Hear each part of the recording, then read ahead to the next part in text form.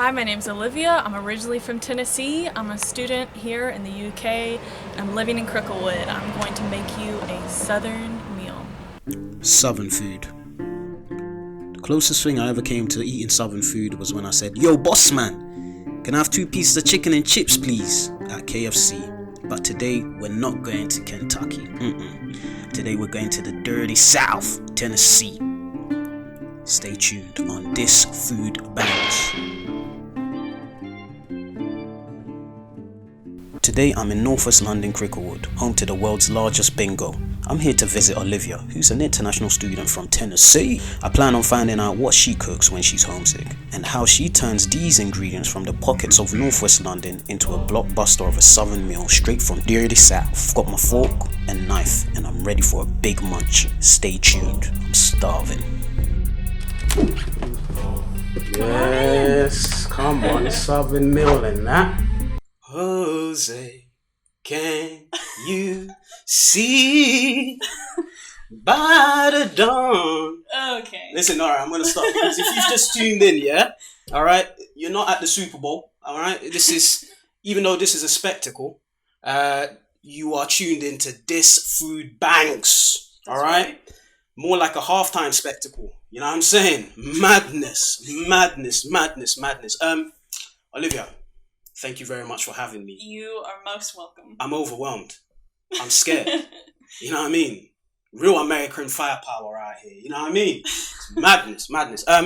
Just tell us what we got going on this sort of table here.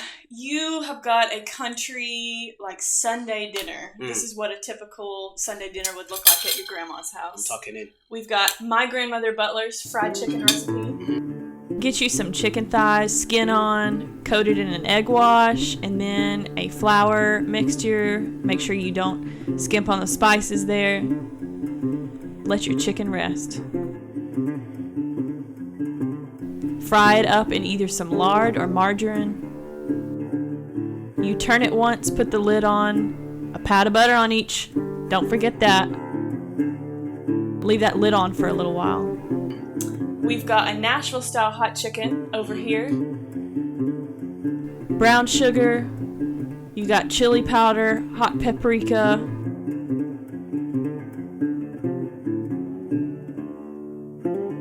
Get you some garlic powder, some all-purpose seasoning. I put a little bit of hot sauce in there, but you don't have to. And the grease from your pan. Mix it all up and toss your already fried chicken in there. Put you a pickle on top and you're done. We've got green beans, fresh green beans. Slice up half an onion, put it in there, let it simmer. Don't forget to put some cured meat in there. We've got fried okra. Slice up your okra, toss it in some cornmeal, and fry it up.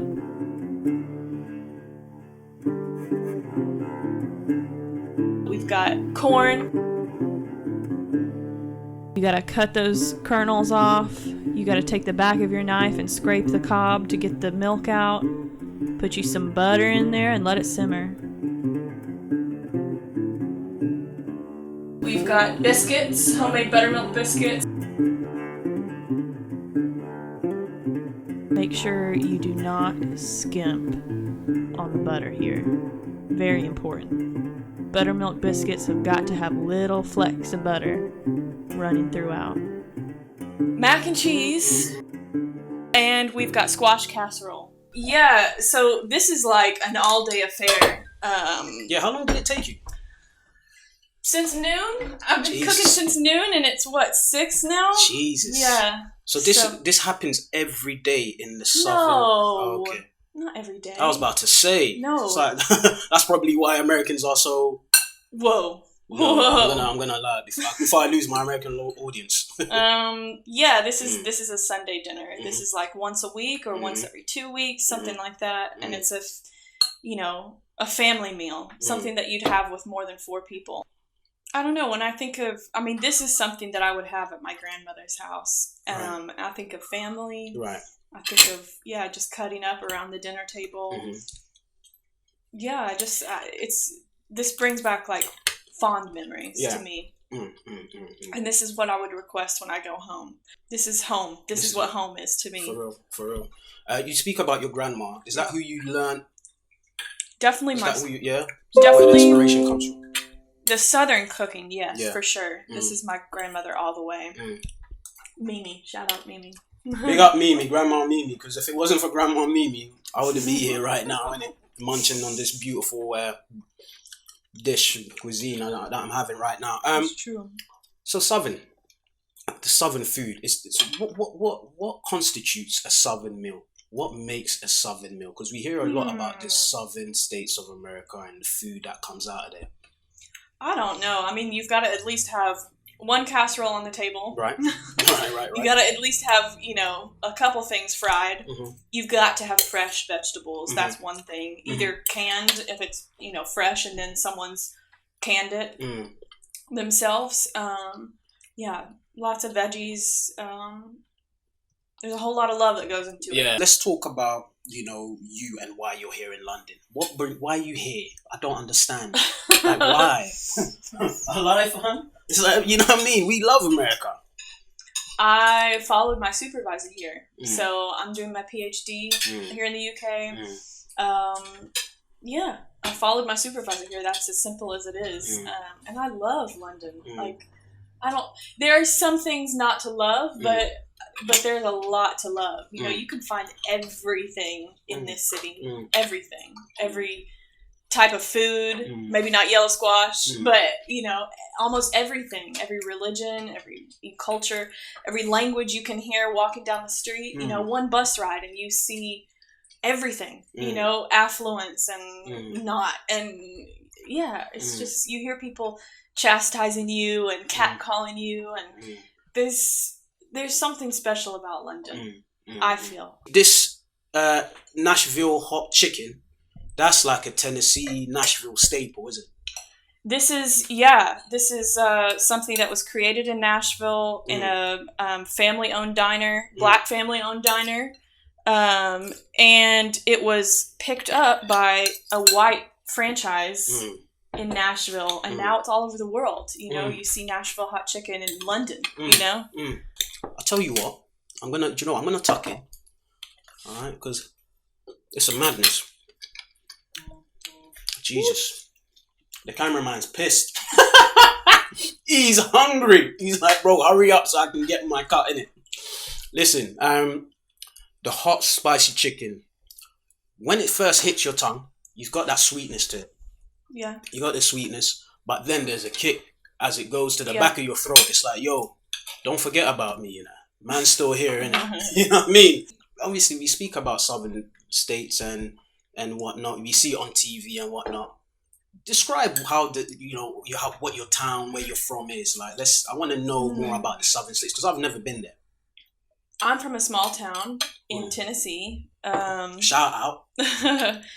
And it's beautiful. It's a really beautiful way to grow up. Small town USA, where everybody knows everybody, and that can be good and it can be bad. For real. Everybody knows your business. Bad drama. A lot of drama. Like EastEnders. I mean, there's like 0 degrees of separation between you and the next person. For real. So, yeah, but it's really nice at the same time. Because you can run all over town. You can ride your bike everywhere.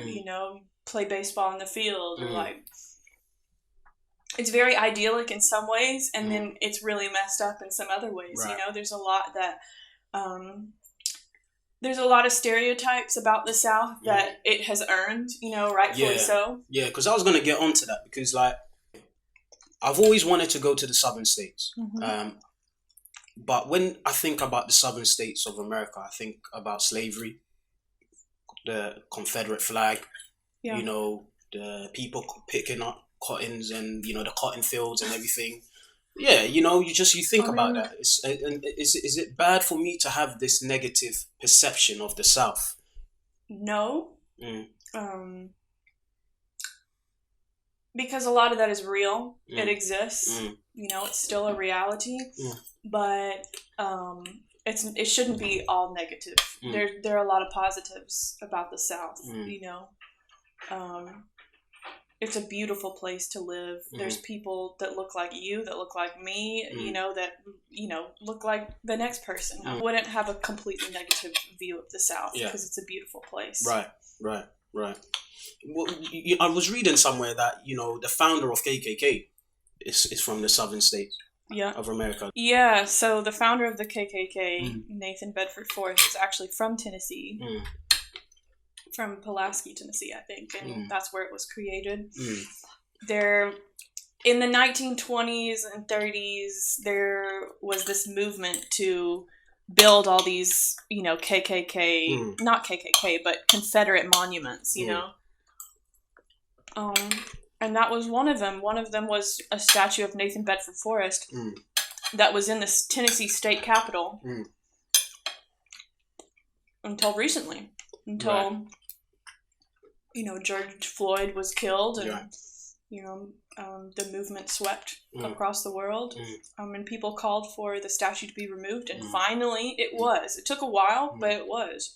But people had been calling for that for years. Right. It's wild, but the South is full of contradictions. Right. It's a loving place. It is all about family and your neighbor, and people are kind to you, to your face. And then there's stuff like that, it's ignorance. Do you think if I was to go, I'll be subjected to some form of racial discrimination? I want to say no, but I can't say... Even though I'm not saying that there's not racism here. There's racism everywhere. Yeah, but definitely. For me, I get the feeling that it's very obvious there. Or is it very obvious? Or is it just media, just me? No, I can't say that. And I can't speak for the experience that you might have,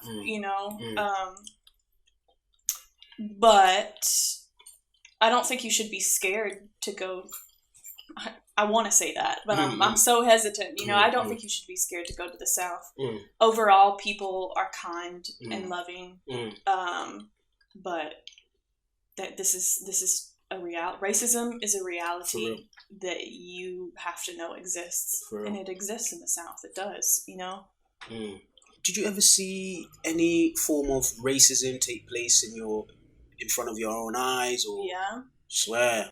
I'll speak on one that stands out. That's my earliest memory. I went to a friend's family reunion, and so a cousin pulled up with her child who was mixed race. Obviously the father was black, and that was the only. Everybody else there was white. Okay, and these old men in overalls said the N-word and said, "What is that N-word doing?" Oh, swear. Yeah. And I don't know if they didn't think that anybody could hear them or they just didn't care. But I think I was maybe 11, 12, and that I knew that was wrong at that age, I think, and that stands out as my earliest memory of racism. But it's not as blatant as you really think it is. I think that it's more subtle. It is systemic. It doesn't have to be spoken for it to be felt. You know what I mean? So, what do you think? What do you think? Like, white people can do in this situation to, just put an end to this sort of racial.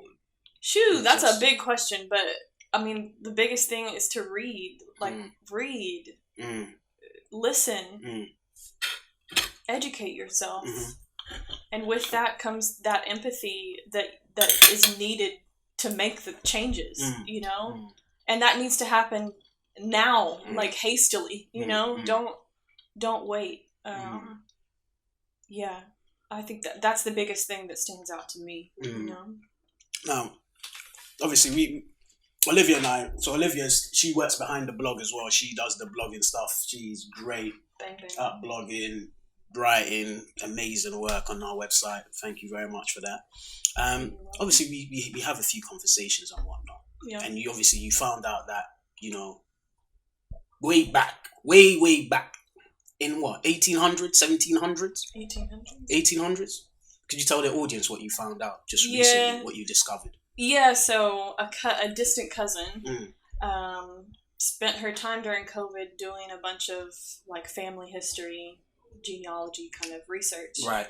And found an old census record from the mid 1800s saying that my great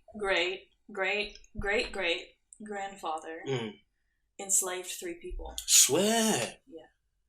And it was so wild for me because I had grown up my whole life, you know, being told that our family was too poor to own people, yeah, or enslave people. Yeah. Let's use the right terminology. Yeah. But yeah, it was just kind of a shocker, and I didn't really know what to do with the information, like how to feel about it. Yeah, I don't know. Have you come to terms with it, or is it still? I mean, look, like, yeah, it's not about coming to terms with it. I don't know how to phrase that, but it's just wild, you know, that's part of my family history. Yeah, that's not me, of course, obviously. Yeah. But yeah, it's just wild. Yeah, that's mental. Yeah, that's mad. Still, it is With mad. with Southern food, do you think like African Americans like have had a lot of influence over what's on our table now? Yes. I don't think a lot of Americans, especially Southerners, realize, you know, where all of these things on our table actually came from. Like right. Okra's from Africa, you know, and that's a Southern staple. But at the same time, I think, you know, you could look at this table and think about America, period, you know? You could think about the indigenous vegetables that went into this dish too, you know, squash and squash casserole, sweet potato and sweet potato pie.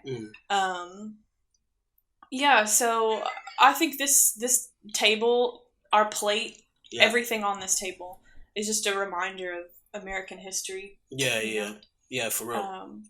But yeah. Yeah, because okra, like I'm very familiar with okra. It's from Africa, isn't it? You know, we have it differently. I've never had fried okra. Usually it's like in soups and the texture. I don't like the texture. It's quite slimy. I don't like that texture. But this one, it's a bit different, isn't it? Yeah. This one, it bangs. I can't lie. It was really nice. In terms of sitting down and having meals with your family, how often does that take place in your household? Every day. Almost. Really? Really? For my immediate family, we would make it a point to sit around the dinner table together. Whether, you know, my mom's cooking or we're getting takeout, but we would sit around the table together. Yeah. And, you know, sometimes your mom can't make it or your dad can't make it or one of us kids can't make it, but everybody else would get around the table. You know? So. No, it's mad because, like, I can't remember the last time I had like a proper sit down meal with my family. Really? And it's quite mad. I don't know whether it's because it's like the city life, whether it's too busy, but I don't think that exists. Like maybe in a few families, I feel like there's something special about, you know, sitting around the table. I feel like there's bouncing conversations off each other. That's exactly what happens. You know, you're chatting shit around the dinner table. You're poking fun of each other. You're talking about what's happened in your day, and there's something special about it for sure. To me, there is anyway. You know? No, that's definitely like. But some people don't have, you know, amazing families to do that with. You know, sometimes it can be detrimental to spend that much time with your family. So, I think I count myself lucky. It's mad. I don't know. I just think it's the city life. I think in London, everyone's just always on a move. Everyone's always on a rush.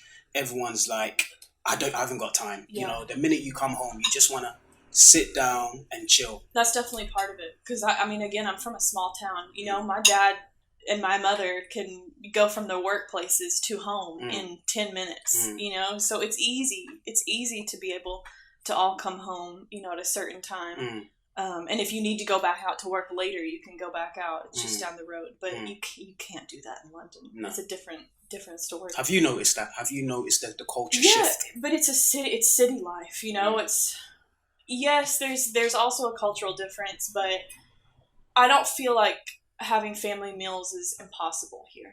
I think that if you really want to make it happen, you can do that. You know? If you want to make that a priority, it's possible. You just have you know, sometimes you may have to make some adjustments, but yeah, I think you could do it. Do you appreciate it now, looking back? Yes. 100%. Why? Why do you appreciate it now?